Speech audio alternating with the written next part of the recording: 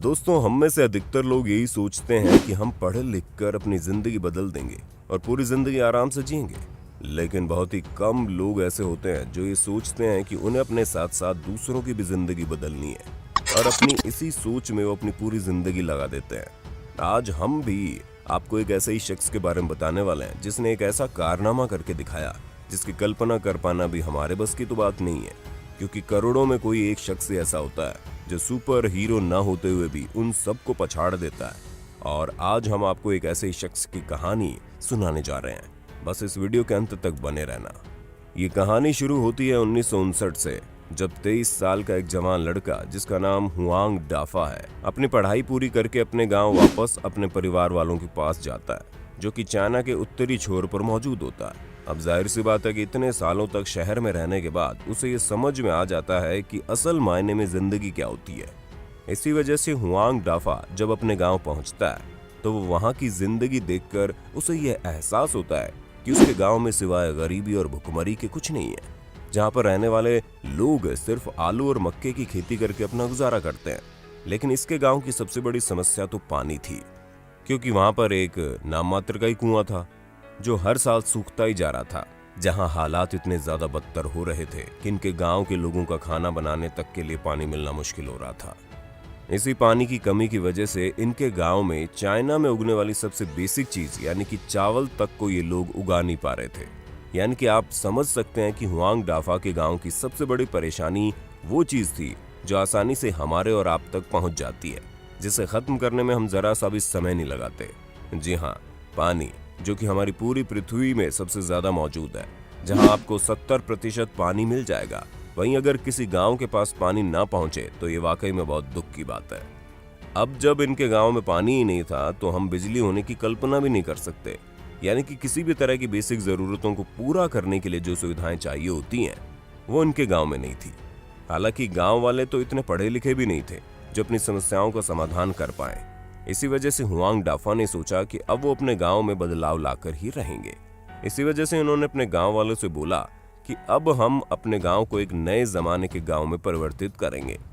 शुरू में तो सभी गांव वालों ने इनकी बात पर हाँ भी भर दी, सभी उत्साहित भी हो गए। लेकिन वो कहते हैं ना कि कहने और करने में बहुत फर्क होता है। ठीक ऐसा ही इनके गाँव वालों का भी हाल था, जो इनके आइडियाज पर हाँ तो भर रहे थे, लेकिन जब उन आइडियाज पर काम करने की बारी आई तो सबने पल्ला झाड़ लिया। पर इन सब चीजों के बावजूद हुआंग डाफा ने बदलाव लाने की ठान ली थी, बिना ये सोचे समझे कि इन्हें इसके लिए कितनी मेहनत करनी पड़ेगी और इनकी जिंदगी के कितने सारे साल इसी काम में लग जाएंगे। इन्हें तो सिर्फ और सिर्फ अपने गांव में तरक्की लानी थी, वहां बिजली, पानी और सड़क जैसी समस्याओं को दूर करना था।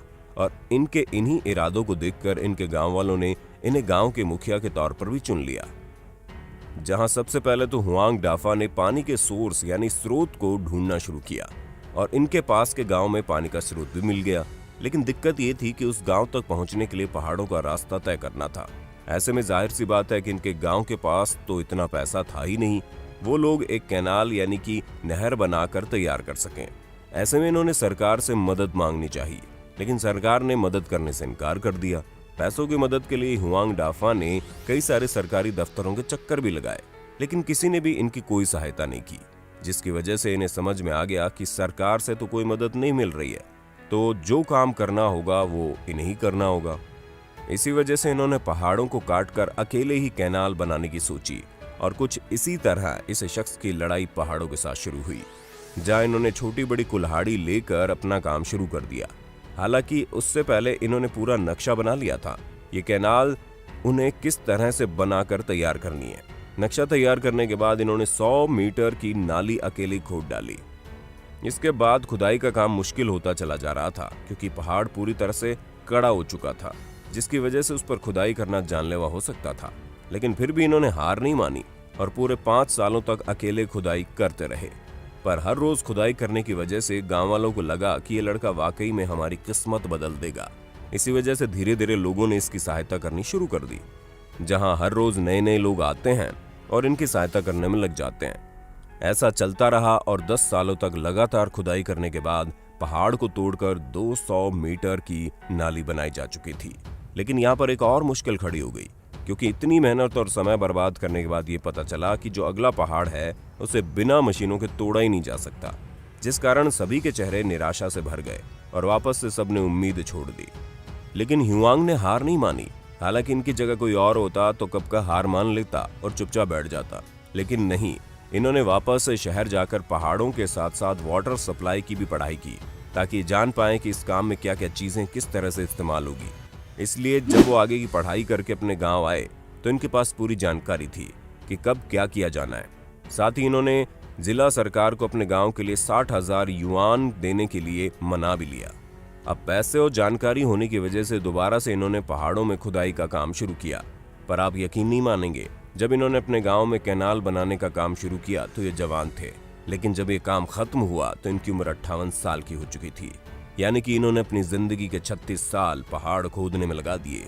दोस्तों, 36 साल किसी भी तरह से कम नहीं होते, क्योंकि कई सारे लोग तो 36 साल की उम्र में अपने आप को जवान मानना छोड़ देते हैं और मिडिल एज में गिनना शुरू कर देते हैं।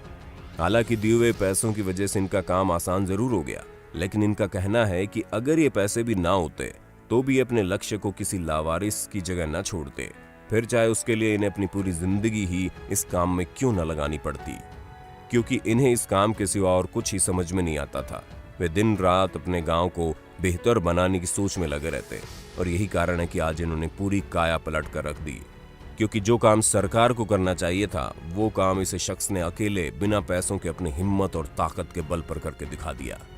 दोस्तों, 1955 में पहली बार इनके द्वारा बनाए गए कैनाल में पानी बहना शुरू हुआ, और उस समय तक इनकी अर्जी और सिफारिशों की वजह से इनके गांव में पक्की रोड और बिजली की सुविधा भी पहुंच गई।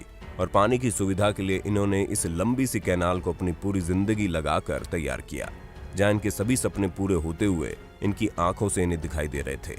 और इस काम से सिर्फ इनके ही नहीं बल्कि पास के 3 और गांवों को भी मदद मिली, जिस कारण करीब 7,000 लोगों की जिंदगी आसान बन गई। क्योंकि पानी के आने की वजह से उन्होंने धान की खेती करनी शुरू कर दी, और आज के समय में लाखों किलो चावल इन गांवों से पूरे चाइना में जाते हैं। इस गांव के पास खुद की 60 एकड़ जमीन भी है, जो बहुत उपजाऊ है। अब आप समझ सकते हैं कि एक आदमी की हिम्मत और कुछ कर दिखाने के जुनून की वजह से कितने सारे लोगों की जिंदगी बदल गई। दोस्तों, हुआंग के गांव में रहने वाले लोगों की जिंदगी आधुनिक बनी और बच्चों ने स्कूल जाना शुरू किया। घर में बिजली की सुविधा हो जाने की वजह से हर कोई एक बेहतर जिंदगी गुजार पा रहा है। साथ ही साथ आज के समय में हुआंग के गांव से कम 30 लोग हर साल ग्रेजुएट होकर निकलते हैं। पर इन सब चीजों को पाने के लिए इन्होंने अपने पूरे परिवार को खो दिया, जिसमें इनकी बेटी भी शामिल है। क्योंकि जब इनकी बेटी की मौत हुई तो ये अपने काम में लगे हुए थे, जिस कारण ये अपनी बेटी का चेहरा भी नहीं देख पाए। आज ये लगभग 84 साल के हो गए हैं और अभी भी अपने द्वारा बनाई गई कैनाल में सैर करने जाते हैं, जिसे देखकर इन्हें एहसास होता है कि इन्होंने अपनी जिंदगी में बाकियों से कुछ अलग करके दिखाया है, जो कि बिल्कुल सही भी है। क्योंकि इनके जैसे ही इंसानों की वजह से आज दुनिया में इंसानियत जैसी चीज मौजूद है, जहां ये लोग दूसरों की जिंदगी संवारने के लिए अपनी पूरी जिंदगी लगा देते हैं।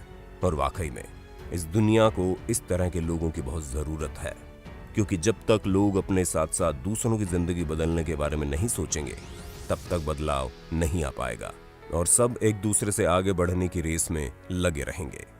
बाकी हम तो अंत में सिर्फ इतना कहना चाहेंगे, अगर आपको कभी भी जिंदगी में ये मौका मिले जिसमें आप दूसरों के चेहरे पर खुशी ला पाएं, तो उस मौके को कभी भी अपने हाथों से जाने मत देना, क्योंकि वाकई में ईश्वर को प्राप्त करने जितना बड़ा काम होता है। और अगर आपको हमारी बात अच्छी लगी हो तो हमें कमेंट करके वीडियो के बारे में जरूर बताना। साथ ही अपने होस्ट और दोस्त सैम की ऐसी ही शानदार वीडियोस को लगातार देखने के लिए हमारे चैनल को लाइक, शेयर, सब्सक्राइब जरूर कर देना। धन्यवाद।